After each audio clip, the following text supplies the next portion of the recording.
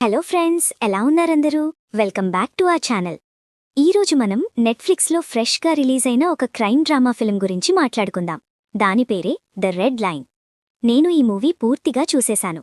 మరి ఏ సినిమా నన్ను మెప్పించిందా లేదా మజా కొద్దిగా మిస్ అయిందా? Let's find out. ఒక చిన్న అప్డేట్ అండి.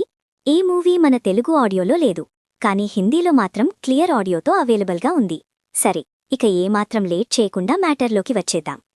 స్టోరీ ఏంటంటే, ఈ కథ ముగ్గురు సామాన్య మహిళల చుట్టూ తిరుగుతుంది. వీళ్లు పాపం కష్టపడి దాచుకున్న డబ్బులు ఒక పెద్ద ఫోన్ కాల్ స్కామ్ వల్ల పోతాయి.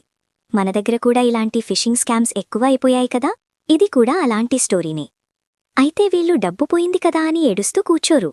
ఆ డబ్బు కొట్టేసిన క్రిమినల్ సిండికేట్ని కొట్టడానికి, వాళ్ళని ఎక్స్పోజ్ చేయడానికి ఈ ముగ్గురూ బయలుదేరతారు.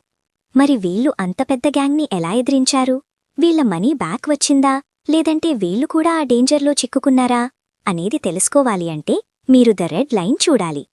నిజం చెప్పాలి అంటే ఫ్రెండ్స్, దీంట్లో కొత్తదనం ఏమీ లేదు. మీరు ఇదివరకు నెట్ఫ్లిక్స్లో జామ్తారా సిరీస్ చూసి ఉంటే ఇది మీకు సేమ్ టు సేమ్ అనిపిస్తుంది. అదే ఫిషింగ్, అదే పాత స్టైల్ నరేషన్. మూవీ స్టార్ట్ అయిన 15 మినిట్స్కే క్లైమాక్స్లో ఏమి జరుగుతుందో మనం ఈజీగా గెస్ చేసేయచ్చు. సినిమా కొద్దిగా సాగడేసినట్టు అనిపిస్తుంది. నరేటివ్ ఇంకొంచెం ఫాస్ట్గా ఉంటే బాగుండేది. యాక్టర్స్ తమ రోల్కి తగ్గట్టు డీసెంట్గా చేశారు.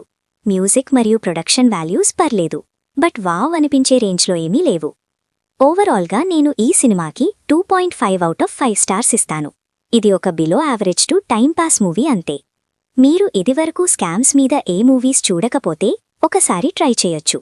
బట్ జామ్తారా చూసిన వాళ్ళు దీన్ని ఈజీగా స్కిప్ చేసేయొచ్చు, ఎందుకంటే ఇది మీకు కొద్దిగా బోర్ కొడుతుంది. ఫ్రెండ్స్, ఇది ఫ్యామిలీతో కూర్చుని చూసే మూవీ కాదు. దీంట్లో అడల్ట్ లాంగ్వేజ్, వయలెన్స్ మరియు సెక్సీ సీన్స్ కొద్దిగా ఎక్కువే ఉన్నాయి. సో సోలోగా చూడడమే బెస్ట్. మరి మీరు ఈ మూవీ చూసారా లేదంటే చూసే ప్లాన్లో ఉన్నారా? మీ ఒపీనియన్ని కింద కామెంట్ బాక్స్లో షేర్ చేయండి. వీడియో నచ్చితే తప్పకుండా లైక్ చేయండి, షేర్ చేయండి మరియు మన ఛానల్కి సబ్స్క్రైబ్ చేయడం మర్చిపోకండి. నెక్స్ట్ వీడియోలో మళ్ళీ కలుద్దాం.